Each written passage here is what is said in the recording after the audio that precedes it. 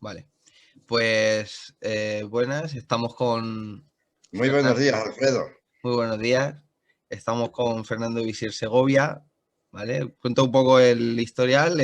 2 veces campeón de España, 7 veces campeón por equipos, 3 veces campeón olímpico español, maestro FIDE desde 1979.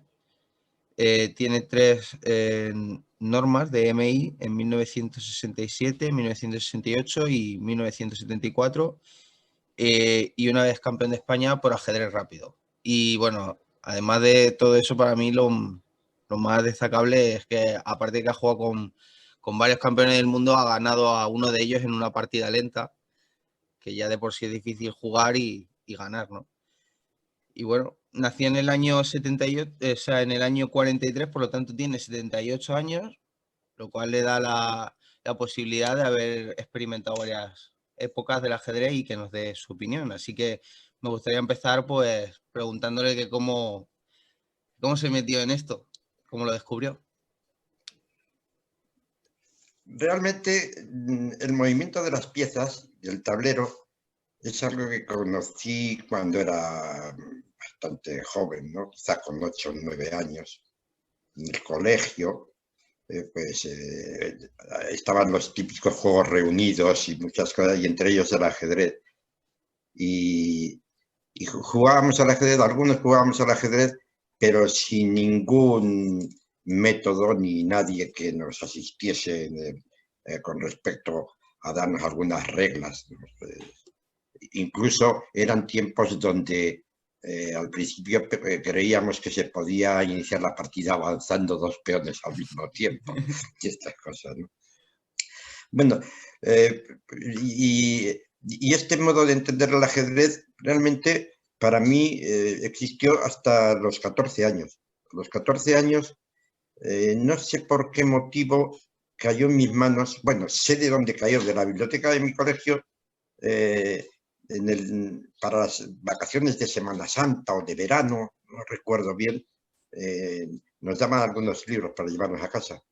Y yo vi un libro que era de ajedrez. Ya para entonces había aprendido de qué forma se anotaban las partidas. Quiero decir que al leer ese libro lo podía interpretar. Y era un libro fundamentalmente sobre finales. Fíjate, siempre he tratado de recordar qué libro sería, ¿no? Sería un Palucier Lucena, algo de este tipo, ¿no? Porque no era mucha la bibliografía en castellano que había por entonces. El caso es que aquello me entusiasmó y realmente, pues, al leer ese libro y tratar de entenderlo, vi que en poco espacio de tiempo aquellos compañeros míos que jugábamos algunas veces y eran partidas muy discutidas, porque unas veces ganaba uno, otras otro, ¿no? Pues simplemente por el hecho de leer aquel libro me destaqué, ¿no? Luego, posteriormente, y no muy posteriormente, sino a partir de los 15 años, ya me entusiasmó el ajedrez en sí. Seguramente, no sé, ahora cuando lo miro con perspectiva, no sé exactamente por qué el ajedrez me entusiasmó de aquel modo. Quizá luego al leer y por la experiencia de uno mismo, todas estas cuestiones que tiene el ajedrez con respecto a la formación de la persona, esa lucha que es exclusivamente tuya, porque el ajedrez en definitiva no es más que una lucha personal. Tenemos, esto lo decía muy bien Eduardo Scala, un amigo que es más o menos de mi edad, artista, poeta, fue ajedrecista y sigue entusiasmándole el ajedrez. Tiene en un programa que hubo en televisión, comentaba que el ajedrez es un juego donde se enfrenta uno consigo mismo. Hay un adversario, pero realmente tú haces las jugadas y tú eres también responsable de lo que pueda hacer el adversario, porque en tu mano está discernir si la jugada que tú has efectuado puede encontrar una réplica que contrarreste y haga inútil tu propósito, o en definitiva has hecho una jugada tan fuerte que, a pesar de lo que pueda hacer tu adversario, que tú estás en esa clave de poder entender qué puede hacerte el adversario. En definitiva, es un juego de uno consigo mismo.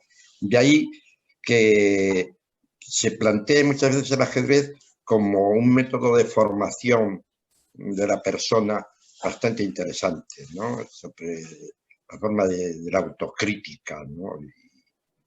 Y ver todas las cosas con cierto... Aunque en algunos espacios no está bien visto esto del relativismo, ¿no? Pero realmente te das cuenta de que todo es muy relativo y que los valores absolutos en ajedrez, sobre todo desde que ha intervenido la informática, pues son muy discutibles. Son Sí, muy bueno, discutibles, como la vida misma.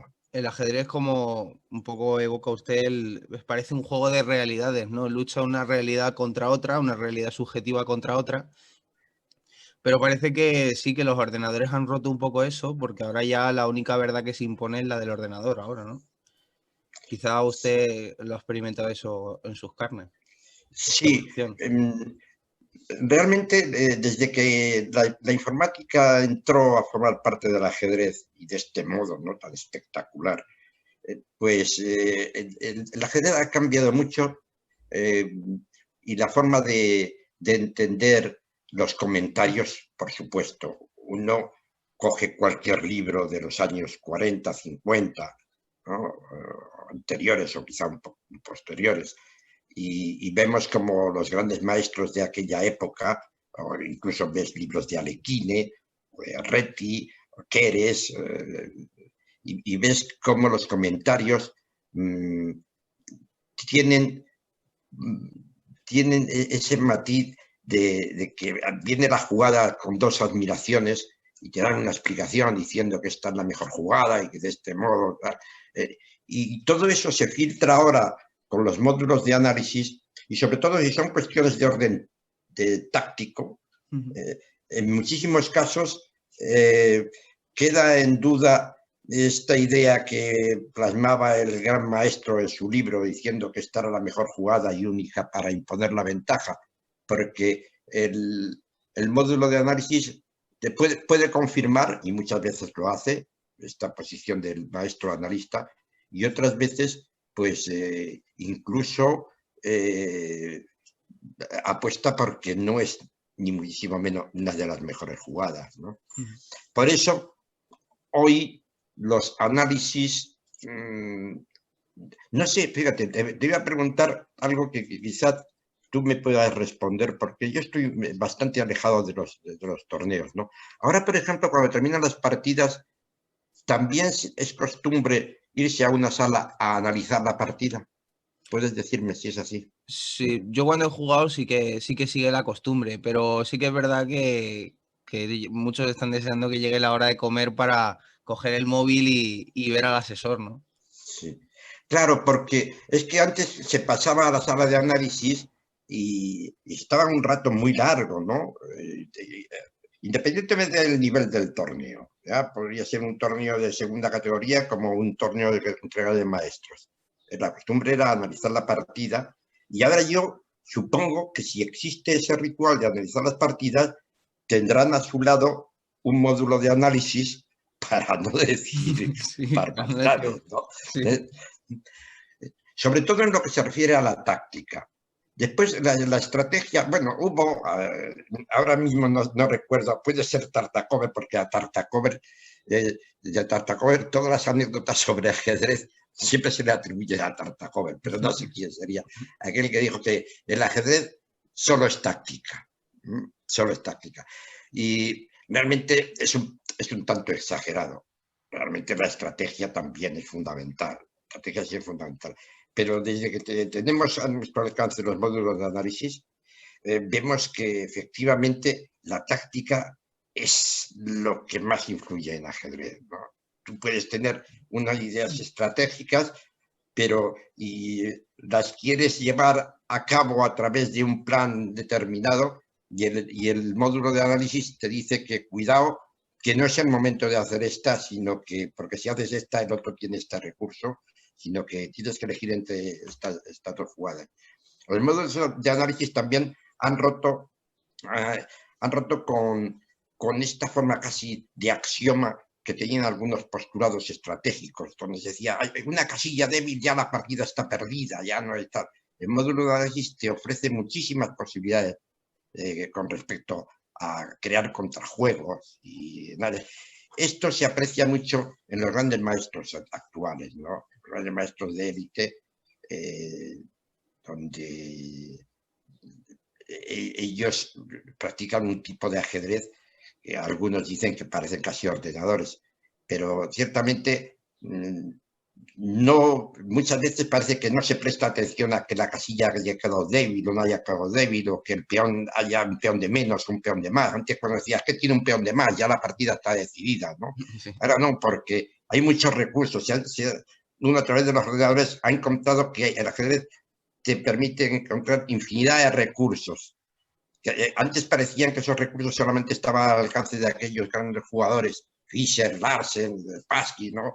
Que decían, mira, sacan de donde no hay, ¿no? Pero es que realmente eso está ahí en el tablero, ¿no? Y los módulos de análisis nos hacen ver que efectivamente ahí existe.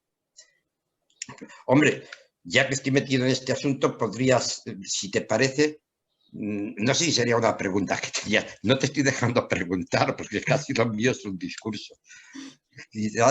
Quizá hacer mención a que hay una pregunta, ¿quién era mejor jugador, Capablanca o Casparo? Este tipo de preguntas siempre se han hecho, ¿no? Yo cuando era joven pues se preguntaba esto, ¿y quién es más fuerte, que Alekhine o Bronstein o Petrosian? Y, claro, y son preguntas que realmente no tienen respuesta porque son épocas distintas. Son épocas distintas. Es como decir, ¿quién es mejor físico? ¿El que está ahora en la Universidad de Cambridge dando física o Newton? ¿No? Pues naturalmente el que está dando clases en la Universidad de Cambridge actualmente, pues todo lo que escribió y hizo Newton, pues lo conoce, ¿no? Probablemente si sacamos a los personajes, le hacemos resucitar a Newton y a este catedrático, pues a lo mejor va a ganar este catedrático. Pero potencialmente todo el mundo a lo mejor reconoce que potencialmente Newton tenía más capacidad para desarrollar esto. El ajedrez ocurre lo mismo, ¿no? Yo estoy seguro que si cualquier campeón, Max V o Alekhine o tal, si tuvieran que jugar con Kasparov, ¿no? En su mejor época, pues perderían. Pero es porque Kasparov ha bebido de aquellas fuentes y tiene todos aquellos conocimientos más los que él ha aportado, ¿eh? Y no hablemos ya con la informática también. Bueno, yo creo que me estoy yendo por los cerros de Úbeda. Tú me No, preguntas pero una cosa y yo acabo. está bien porque todo esto del análisis, ahora la gente se pone a analizar sus partidas por internet y todo el mundo pues tiene demuestra criterio porque el ordenador se lo dice, pero usted, por ejemplo, ha trabajado de articulista durante muchos años sin asesoría de módulos ni de máquinas, entonces pues usted ha vivido esa época en la que las personas tenían que analizar y aportar sus ideas y sus opiniones, ¿no? Y someterla a debate, eso ya no existe. Entonces, no sé, que estaría bien que hablara si quiere, de esa faceta Sí, suya como articulista que ha estado tantos años escribiendo. sí, yo la verdad es que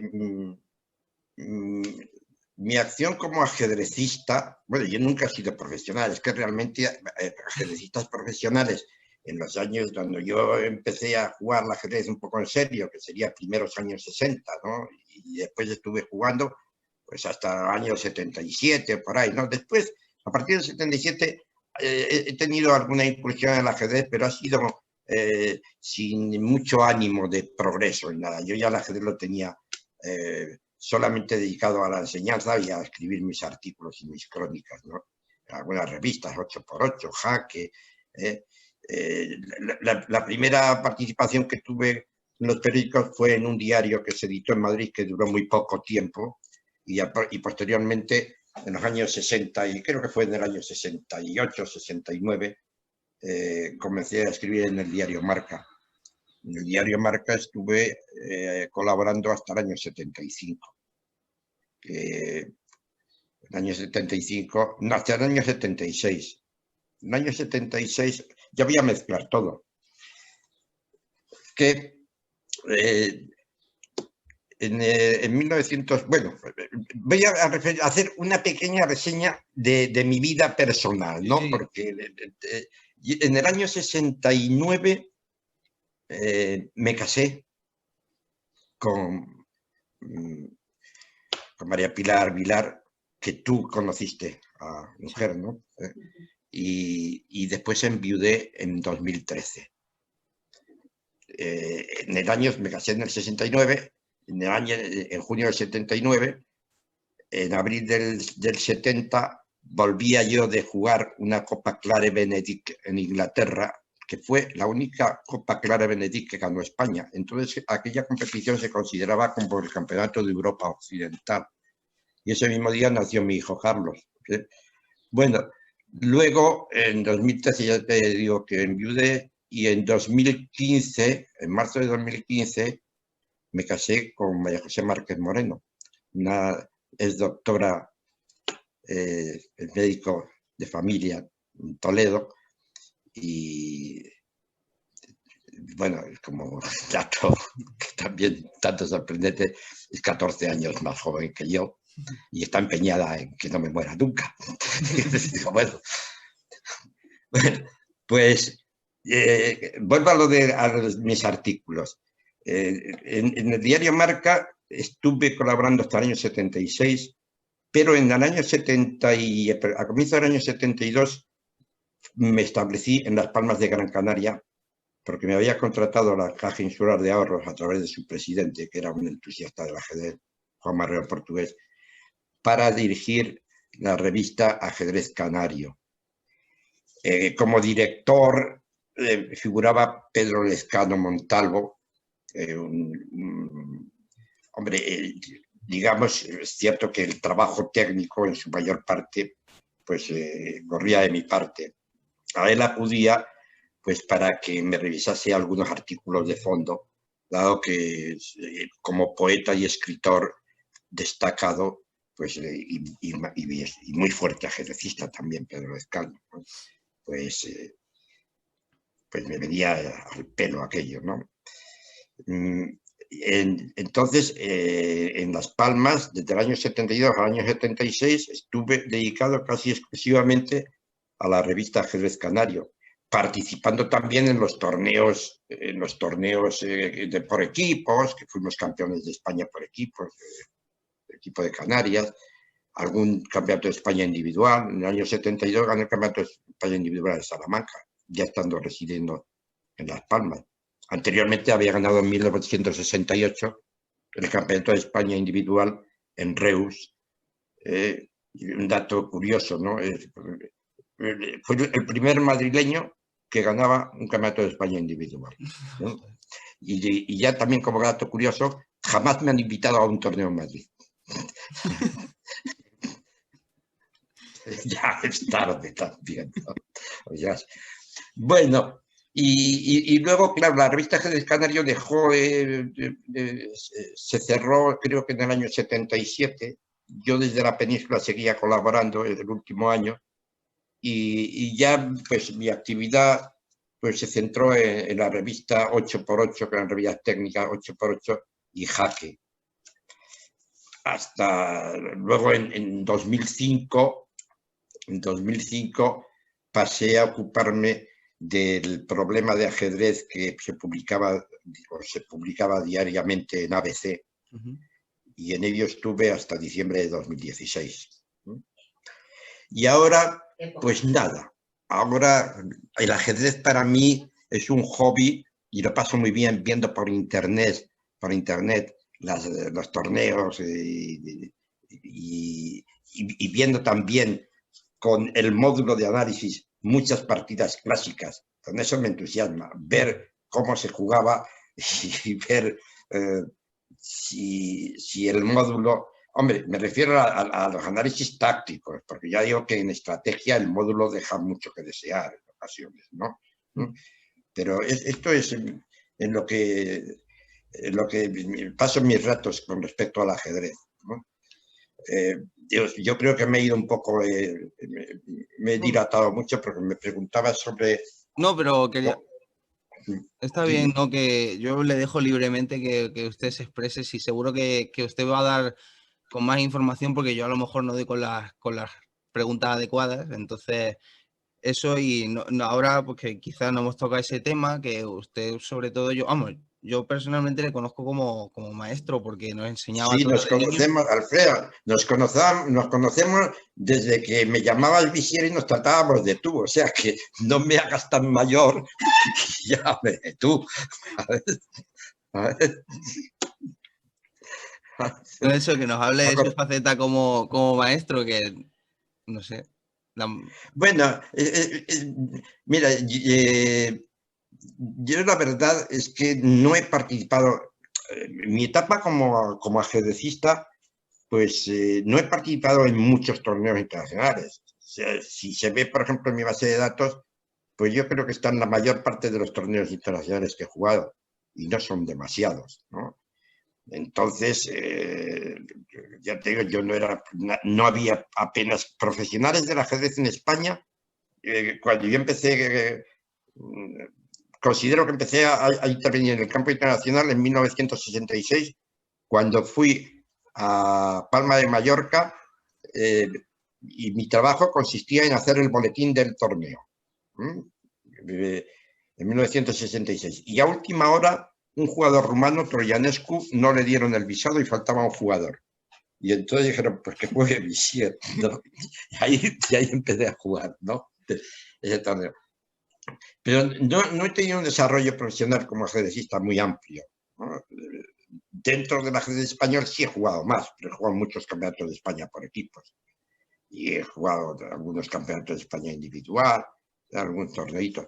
Pero ya desde que fui, sobre todo desde que fui a Canarias a hacerme cargo de la revista, pero incluso me invitaron a algunos torneos que renuncié a ellos porque mi tarea como en la revista pues me impedía estar fuera mucho tiempo. Me invitaron a ir a La Habana a jugar un torneo y renuncié, ¿no?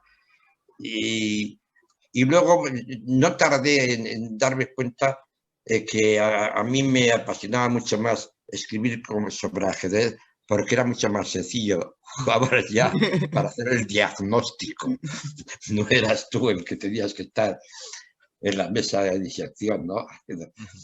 Y entonces esos juicios sobre el ajedrez y tal, pues siempre me han gustado, ¿no? Siempre procurando, naturalmente, no hay otra forma de que uno lo pueda hacer, dando tu opinión, ¿no? Tu opinión, y como bien dices, cuando no había el apoyo de los ordenadores, pues esta opinión entraba a debate mucho más que ahora, o debería entrar a debate mucho más que ahora, aunque quizás no lo fuese así, porque la gente, dependiendo de quién te daba la información, lo tenías como cierto, ¿no? Sí. Bueno, para un jugador de menor categoría, a lo mejor lo que decía Visier iba a misa, ¿no? Igual que para mí lo que decía Borbini iba a misa, ¿no? Pero, en fin, ahora, ya te digo, ¿no? Ahora hay cosas que el ajedrez siempre me ha apasionado, por ejemplo, aspectos laterales del ajedrez, no del ajedrez de competición. Por ejemplo, me ha gustado mucho los finales artísticos. Me han Bueno, jugado usted tiene los finales artísticos. Sí, un libro de finales, tiene ahora hace no mucho. bueno, sí, un libro de finales, sí, un libro que es, vamos a hablar de mi libro, como decía Umbral. Sí. Este libro creo que se editó en 2018 o 19, no sé. Aparece, se titula Finales prácticos razonados y aparecemos como autores Alberto Mena, que tú seguramente conoces personalmente, un ajedrecista de Talavera de la Reina, pero que es ingeniero informático y se ha establecido en Madrid desde hace tiempo. Pues Alberto Mena realmente hizo un trabajo muy importante. Yo le di casi todo el material, mayor parte del material, pero él, aparte de maquetar el libro, filtró todos los análisis con los módulos más avanzados que hay para evitar que hubiese errores como aparecen en todos los libros que se han editado a ver ajedrez y no tuvieran el recurso de la informática. Esto es lógico. Y no sé, pues, ¿qué quieres que te diga? Mi libro a mí me parece estupendo, pero eso cada uno tiene que dar su opinión. ¿Eh? El campo de los finales de ajedrez es tan amplio que se pueden hacer infinidad de libros. Este a lo mejor toca el aspecto de los finales de un modo un tanto distinto a como suele ser normal en otros libros de finales, ¿no? Pero, en fin, tú, ¿Es su faceta favorita, la fase favorita en los finales o como parece? sí, sí, siempre me ha gustado más el final porque parece que hay cuestiones más concretas, ¿no? Al haber disminuido el número de elementos que Más participan en la verdades, lucha, ¿no? parece que es más concreto, ¿no? Eh, también, también a la hora de jugar los finales es el momento quizás más responsable, porque el error en el final no tiene el error en el final, el error en ninguna parte del juego se puede justificar, ¿no? Un error en la apertura puede ser definitivo dependiendo de quién sea tu adversario, ¿no? Un error y en el medio juego también, pero son más fáciles de subsanar porque siempre hay tiempo de que el adversario no dé con la fórmula adecuada. El error en los finales normalmente se castiga de una forma mucho más rotunda, ¿no? Sobre todo en algún tipo de finales, ¿no? De ahí que la teoría de los finales sea en algunos aspectos axiomática. Te dicen, está demostrado que es así. Las tablas de Nalimov, donde trabaja con 6 elementos, y te dice de manera infalible cuál es el resultado de esa posición, con 6 elementos. Y sin que sean las tablas de Nalimov, conocemos muchos tipos de finales que llamamos finales teóricos, donde efectivamente se ha demostrado por la práctica, aunque las tablas de Nalimov no puedan intervenir porque actúan más de 6 elementos, la práctica y nuestro razonamiento nos ha hecho ver que efectivamente ese tipo de finales tienen un diagnóstico definitivo, diciendo, es tablas o gana el bando fuerte, etcétera. Y esto no ocurre en las aperturas, es difícil que ocurra, a no ser que uno entre en variantes que también la teoría ha analizado y se deje dar el mate pastor o haga algún disparate de estos. Normalmente en la apertura lo que puede hacer es que ha elegido una línea inferior y queda en inferioridad, pero de ahí hasta el resultado final de la partida hay mucho espacio por recorrer.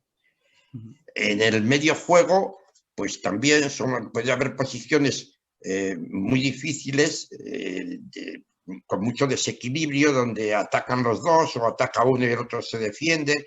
Tal. De ahí también puede darse una conclusión definitiva si nuestra capacidad de análisis táctico alcanza a ello, o si tenemos un módulo de análisis que nos dice, sí, las blancas ganan, y vemos que apunta 10,8 para las blancas, y efectivamente va a ganar. Pero si la cosa no está tan clara y el módulo, por ejemplo, te da una pequeña ventaja para las blancas, para las negras, pues no es como en los finales. En los finales, incluso se puede jugar un final donde ambos jugadores estén conformes en que el criterio es que bien jugado debe ser tablas al final, pero en cada jugada hay que demostrar que sigue siendo ese el criterio, porque como haya un pequeño fallo. Sí. Entonces, esto quizá siempre me ha gustado más que, me ha gustado la fase final de la partida, siempre me ha interesado mucho más. Aunque entiendo que para practicar el ajedrez no, tienes que tener voluntad de aprender todas las fases del torneo. Las aperturas parece que están más regladas, porque aunque el análisis, aunque la informática ha venido también a a quitar ese criterio donde se hablaba de que esta apertura, esta variante del gambito de damas, si juegas así, las blancas quedan con la columna, ataque de minorías, no sé qué, y ya te dabas por perdido, ¿no? Y ahora te dice, la informática te ha venido a demostrar que no, ¿no? Que aquellas líneas que no parecían, que parecían inferiores se pueden jugar, ¿no? Y nada, ahora a lo mejor se me ha ido un poco el hilo de lo que te comentaba, pero ya cogeremos. El libro, por si alguien lo quiere comprar, está en Amazon, ¿no? Lo pueden comprar desde ahí, el libro de finales. Y sí, el nombre es Finales Prácticos y Razonados. sí, luego en la edición pondré aquí una foto para que se pueda ver. Y me gustaría pues preguntarle con lo que comentaba al principio, pues ha tenido la oportunidad de jugar partidas lentas con varios campeones del mundo. He jugado, he participado en torneos muy fuertes. O sea, en los años 60 los torneos principales que había en España era el Costa del Sol, que después quedó un tanto eclipsado por los torneos de Palma de Mallorca. Los torneos de Palma de Mallorca, siempre de la mano de Joan Casals y Jorge Puig, pues que en paz descansen los dos. Entonces, estos torneos, el de 1966, creo que Palma de Mallorca comenzó en el 65, sí, pero fue un torneo de menor envergadura. En 1966 ya se hace un torneo que llama muchísimo la atención porque es la primera vez que van a participar dos grandes maestros de la Unión Soviética. Hasta entonces ningún maestro de la Unión Soviética había pisado el suelo español para jugar al ajedrez. Y mandaron como representantes, pues ahora no recuerdo, al primero sí recuerdo, el segundo a ver si me viene luego a la memoria. Era un gran maestro muy fuerte, pero claro, el que venía de titular era Miguel Tal, que había sido campeón del mundo en 1961. Poco tiempo antes se había celebrado la Olimpiada de La Habana en 1966. Miguel Tal naturalmente partía como favorito y de hecho ganó el torneo. Tuvo una actuación muy destacada Arturo Pomar, que quedó en segunda posición. Arturo Pomar, del que tanto se ha hablado y tanto conoce el ajedrez español, pues tampoco ha sido un profesional del ajedrez. Trabajaba en correos, tuvo algunos años que hizo sus Américas, poco, ¿no?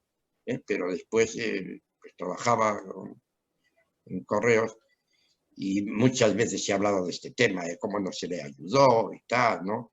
Y son cuestiones que yo creo que no están bien enfocadas, porque no se pone en contexto. Las cosas tienen que ponerse en contexto, ¿no? ¿Cuál es la situación que hay en determinados años en un país, ¿no? Y cómo se actúa y cómo...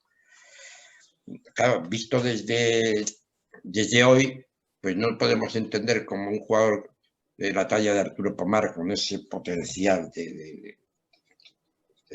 era niño prodigio al ajedrez, pero realmente es que jugaba muy bien, ¿no? Campeón de España con 14 años, creo, ¿no? Pero hay, en fin, bueno, torneos importantes. En Palma de Mallorca jugué por primera vez con Miguel Tal. Con Miguel Tal tengo una pequeña historia, ¿no? Yo jugaba con blancas. Bueno, en conjunto no estoy descontento con mi resultado del torneo. Hice muchas tablas, me parece que hice 9 tablas o 10 tablas y perdí 4 o 5 partidas. Entonces eran todos grandes maestros, la mayor parte eran grandes maestros y tal. Y yo estaba allí por accidente, ¿no? Y me sentí muy satisfecho. Pero con Miguel Tal fue una cosa muy curiosa. Claro, Miguel Tal estaba imbuido, todos teníamos a Miguel Tal como, y de hecho llevábamos razón, como aquel jugador que te hacía unos sacrificios increíbles y te destrozaba, ¿no?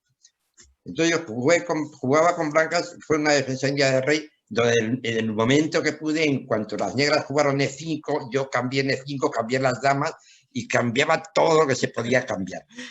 Y con tanta rapidez que en un momento determinado hice un alfil H3 para cambiar el alfil y me dejé una pieza, la jugada 13 o 14. Y aquello fue la partida más rápida que he perdido en mi vida. ¿sabes? Y entonces, en la sala de análisis, tal, a través de un traductor, me dijo, está diciendo que no hay derecho a cómo has podido jugar así, jugando con blancas y querer cambiar las damas y tal, hay que jugar a ganar y tal, me echó una bronca. Entonces, después jugué con tal, creo que fue en 1965, en 1975 en Las Palmas, torneo internacional, fue en el 75. Y aquello fue una partida, bueno, ya, algo parecido, él siempre con negras, ¿no? Algo parecido, no cambia las damas y tal. Y allí sí, tal, sacó esa esencia suya y antes de que pudiera enrocar me hizo un sacrificio y tal de una pieza y anduve toda la partida de cabeza. Al final, seguramente, de acuerdo con lo que dice el módulo, tenía algunos chances de tabla, pero en fin, merecía perder esa partida, o al menos merecía tal ganar esa partida, porque fue el que hizo todo el gasto. Yo mi gasto fue tratar de defenderme. Y después en 1977, que ya no residía en Las Palmas, pero me invitaron a jugar el torneo internacional de Las Palmas, de Gran Canaria. Entonces, ese año jugué con tal y efectivamente, para los que sepan ajedrez, que yo creo que la mayor parte de los que están aguantándome es porque les interesa algo el ajedrez, vi jugada con blancas y fue el siguiente orden de jugadas. Yo jugué D4, D6, C4, E5. Y entonces yo recordé aquello, digo, la bronca que me echó cuando cambié las damas en palma de Mallorca. Y entonces no cambié las damas. Y la partida empezó a discurrir y tal, él tomó cierta iniciativa del flanco de dama, ¿eh? Y en un momento determinado, yo hago una ruptura en F4 y puedo tomar con alfil o con torre. Y entonces ahí estuve pensando y tomé con torre porque me parecía que era posible, porque dejaba la posibilidad de que él pudiera ganar una calidad, ¿no? Pero analicé lo suficiente para ver que tenía posibilidades, si jugaba de esta forma, tenía posibilidades de hacer un sacrificio de dama que me parecía muy interesante. Y efectivamente, él jugó casi automáticamente para ganar la calidad y yo en defensa propia tuve que entregar la dama, ¿no? Y aquel sacrificio pues era correcto. El módulo de análisis naturalmente pues te da muchísimas variantes de posibilidades de equilibrio, incluso ya avanzada la partida, muy próximo al final de la partida, el módulo de análisis da una línea a las negras con posibilidades de tabla, pero esto en la práctica es muy difícil de ver, ¿no? Muy difícil sobre el tablero es muy difícil de ver. Y aquello pues uno gana una partida y se hace famoso por la partida, ¿no? Entonces, pues mira, pues, pero que no pasa esto, ¿no? Hombre, no es tan sencillo primero jugar una partida lenta con un campeón del mundo y luego ganarle. No todo el mundo Luego puede hacer también, eso. naturalmente, mira, en el mismo torneo en 1977, a mí sí me dicen cuál es la partida que más me llama la atención, es la partida que perdí con Karpov, o Karpov, porque esa partida de Las Palmas 1977, él tiene publicado el final en un libro de Karpov que titula Mis mejores finales, que a mí me lo enviaron y aparece este final, el final de nuestra partida. Y entonces nada más ver el final, dije, este libro se lo ha escrito un negro, no lo ha hecho él. Porque es un final que tiene muchísimos matices, ¿no? Realmente es un final de alfil contra caballo donde yo en un momento determinado hago un disparate y él puede entrar en un final de peones que es ganador, pero no lo ve. Este final lo analicé yo en la revista 8x8 ampliamente. Y después hay posibilidades, yo tengo posibilidades de hacer tablas y no de economía. Y es una partida muy interesante. Para mí más interesante que la victoria que tengo sobre Miguel Tal, ¿no? Bueno, después me habla sobre campeones del mundo. Con el primer campeón del mundo que jugué fue con Tal, en 1966. Después, en 1968, jugué con Spassky, en Palma de Mallorca también. Y aquella partida es una partida muy dura, está en la base de datos, muy dura. Probablemente, si yo hubiese tenido más experiencia y más conocimiento del ajedrez, podría haber plantado cara muy bien a aquella partida. He jugado con Petrosian, creo que ha sido en 3 ocasiones, en Niza, en Palma de Mallorca, en Las Palmas, y en Niza muy brillante la victoria. Petrosian, es raro verle sacrificar cosas a Petrosian, pero de esa partida que me ganó en Niza, la verdad fue un remate muy bonito por parte de Petrosian, ¿no? Y conseguí hacerle tablas a Petrosian en Las Palmas. No sé qué año fue, sería en el 75 probablemente. Con Smyslov, que debió ser también en Las Palmas 75, es quizá una de las partidas que veo muchas veces con el módulo de análisis y no entiendo cómo pude perder. No entiendo cómo pude perder. Pero claro, es un Smyslov en estado puro, ¿no? Smyslov era de una sutileza, parecía que no hacía nada, pero era un hombre que las pequeñas ventajas también las administraba de forma admirable, ¿no? Y yo creo que he nombrado con todos los campeones del mundo que he jugado. Con mis padres han sido 5: Tal, Spassky, Petrosian, Smyslov y Karpov. Ya cuando apareció Kasparov yo ya estaba lejos del ajedrez, pero me parece que Kasparov, si me permites que hable algo sobre Kasparov, parece que Kasparov seguramente para mí creo que es el jugador más fuerte que ha habido, porque él sí que hilvana muy bien. Ahora los jugadores actuales, tan fuertes como Carlsen y tal, parece que pasan un poco de la teoría o inventan. Carlsen hace cosas muy extrañas en las aperturas algunas veces y lleva razón, ¿no? Seguramente imbuido por lo que le dice el módulo de análisis, porque si se puede jugar cualquier cosa, esto también lo decía Larsen decía, se puede jugar cualquier cosa, sobre todo con blancas, lo que hace falta después de jugar bien, ¿no? Entonces, pero a mí me gusta Kasparov porque es más clásico. Kasparov sí que hace mucho caso a la estrategia, aunque su ajedrez de vanguardia, su primer ajedrez fuese tan agresivo y tan fuerte, tan impulsivo, ¿no? Pero él atiende mucho a la estrategia y se sirve de la táctica para que su estrategia llegue a buen fin, ¿no? Me gusta mucho el ajedrez de Kasparov. Bueno, vamos a ver. Sí, no, ya la última pregunta, si volviera a nacer, si volvería a meterse en el mundo del ajedrez. Bueno, esto es una la respuesta entra casi, tiene un matiz filosófico, ¿no? Porque nadie puede, o sea, dices, si volviese a hacer, yo tendría conciencia de lo que he sido antes y de lo que he hecho antes, porque si no tengo conciencia de lo que he hecho antes, no tengo la menor idea de lo que iba a hacer. Todo depende, naturalmente, de dónde naciese, en qué medio naciese, en qué circunstancias. Uno decía Ortega, uno es uno y sus circunstancias, ¿no? Depende.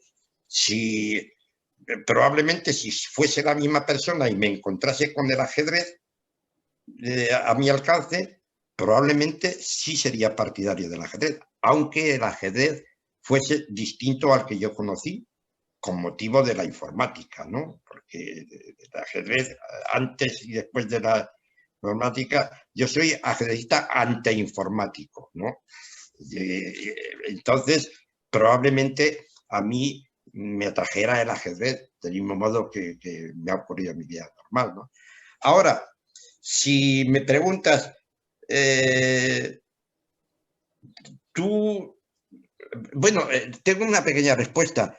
Y fíjate, te voy a responder. Mi hijo, por ejemplo, que va a cumplir ahora 51 años, yo no le animé a jugar al ajedrez. Y no le animé a jugar al ajedrez y yo me pregunto ahora, ¿por qué? Pues porque seguramente, claro, cuando nació mi hijo, pues yo tenía 27 años, o 27 años, ¿no? Y entonces yo por algún razonamiento mío entendí que a lo mejor no le convenía dedicar mucho tiempo al ajedrez, ¿no? Luego, sin embargo, si me lo preguntas ahora, lamento no haberle enseñado a jugar al ajedrez. Porque creo que a través del ajedrez podría haber hecho algún tipo de conquistas personales, ¿no? Hombre, si hubiese destacado, también hubiese servido para hacer algunos viajes, pero sobre todo desde el punto de vista personal, quizá le hubiera aportado algún apoyo. No quiere decir, hombre, yo con los que tiene estoy muy satisfecho, ¿no? Pero nunca sobran tener otro tipo de apoyos. Así que no puedo contestarte de una forma rotunda, ¿no? Si volvería a jugar a ajedrez. Probablemente sí. Igual que tocaría la guitarra. Mira, ya para cerrar te voy a decir, a mí me ha gustado muchísimo la guitarra. Soy más que guitarrista de oído, soy guitarrista de oreja, porque soy bastante torpe, aunque he estado mucho tiempo con la guitarra, pero todo ha sido autodidacta, ¿no?